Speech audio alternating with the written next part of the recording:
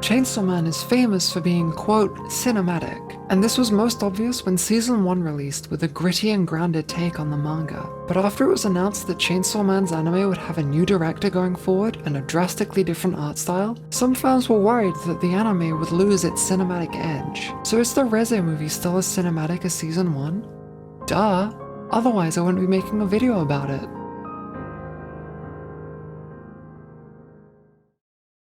So the Reze movie actually uses a number of the same techniques that I mentioned in my Season 1 analysis, but I won't go into too much detail on those since I already talked about them previously. Plus there is so much more to talk about, as the film takes full advantage of the animation medium. In my opinion, it goes even further than Season 1 in this regard. So let's go through all the cinematic techniques that we can find packed into this 90-minute run, starting with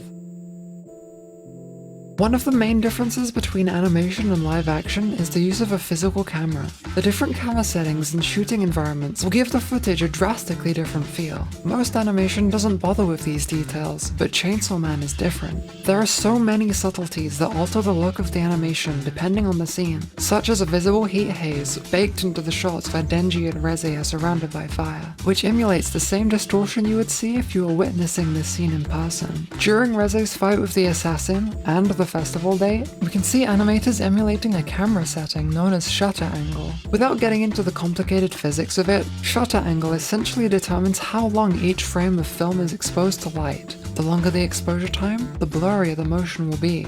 Most movies choose to keep their frames pretty sharp to preserve motion, but this smudging effect can give the scene either a frantic or dreamy feeling, and the Reze movie uses both of these perfectly. POV shots make a return, but this time they're used in action scenes too. We get an extended shot of Denji being thrown through a building, which is honestly super impressive, and a couple cool tracking shots following Reze's missiles. One final detail is the heavy focus on reflections, either on metallic surfaces or in people's eyes, which is a clever artistic touch, and leads well into the next topic.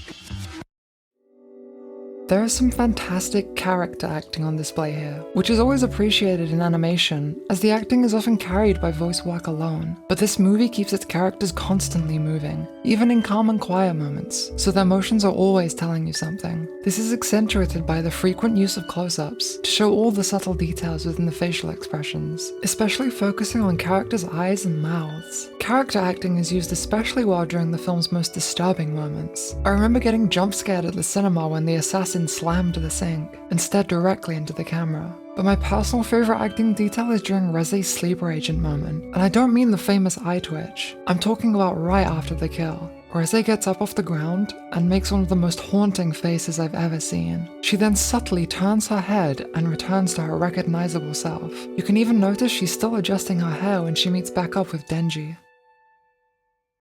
I'd be remiss not to mention the way this movie sounds too. It's a true audio-visual experience, with a beautiful soundtrack by Kensuke Ushio. From touching piano arrangements to thumping techno, the range on display is breathtaking. A standout piece is of course In the Pool, which perfectly captures the feeling of falling helplessly in love, and it legit made me cry listening to it again while writing my review. The score follows the movie's tone perfectly, as the dreamy slow summer's eve breaks down into the disturbing sweet danger. You can hear the main motif start to glitch through the siren-like screams, as Reze's facade falls apart and her true intentions are revealed. Take a listen.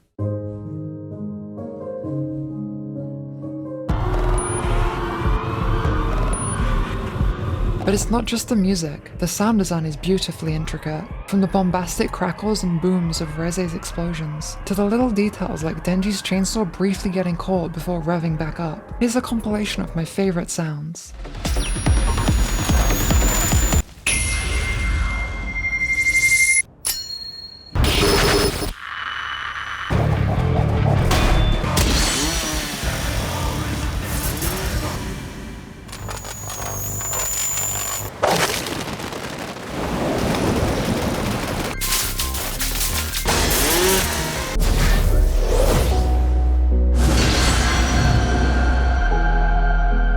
In some cases, the lack of sound can be just as impactful. In Denji and Reze's final showdown, the audio begins to fade out to a deafening silence, before the action kicks off again. I remember sitting in the back row of the sold-out cinema, and during this part you could cut the tension with a knife. That level of collective lock-in is so impressive to achieve in a room full of... Hold on a second, let me Google.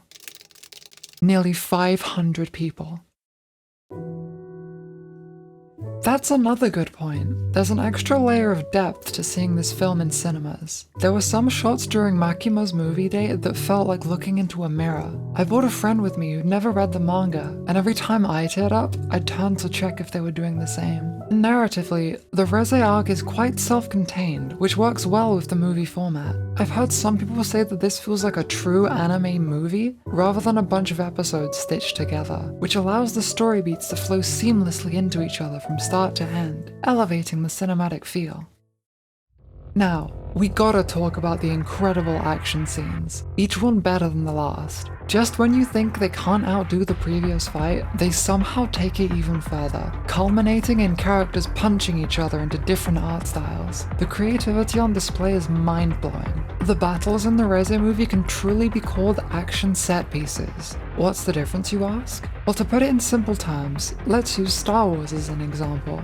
Obi-Wan vs Darth Vader is a fight scene, while the trench run is an action set piece. Unlike a lot of anime battles, it's not just two people hitting each other until one wins. The characters actively move through and alter the environment as the fight goes on, sometimes using it to their advantage. But obviously, the movie is far more than mindless action. There's plenty of depth and symbolism to boot. At multiple points in the movie, we see the dying framed by Angel's halo, first with the private devil hunter, but also in Reze's final moments. This links Angel to death and the afterlife, which ties in with both the mythology surrounding angels and his ability to drain life. Death follows him like a shadow. We also have the butterfly and the spider, intercut with the pool scene. The symbolism here has been analysed ad nauseum, but for those who haven't heard, both insects represent Denji and Reze. The spider entwines its prey, as Denji falls deeper in love with her, but the butterfly is a poisonous monarch butterfly, which symbolises how Denji is also the bait that will eventually lead to Reze's death at the hands of Makima. A more subtle bit of symbolism here is the pool of blood that resembles the Japanese flag. I believe this parallel is intentional, as the Japanese flag is the first shot following the intro, and this red puddle is one of the final shots before the outro. But to analyse this scene further, I'm gonna have to delve into spoilers a little, so skip to this time if you want to avoid spoilers for future arcs.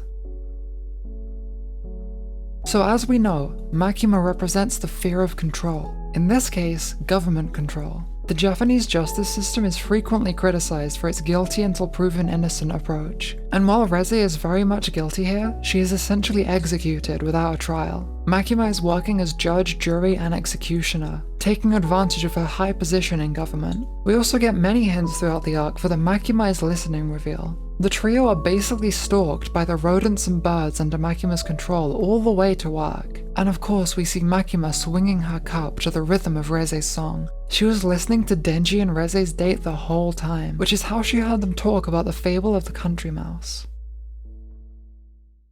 You know, Chainsaw Man's Reze Arc Movie is one of those pieces of media that really makes you feel like they thought of everything. From the visuals to the audio, and from the acting to the action, every creative decision was made with intent. And there's even some details I couldn't categorize, like the countdown on the side of the building leading up to the final fight. So when I say there isn't a single cheap shot in this movie, I mean it. When I say this was everything fans hoped for and more, I mean it. When I say this sets a new standard for anime movies, I mean it. And when I say this piece of art made my year, I mean it. That is the cinema of the Reze Arc Movie. Thank you for watching.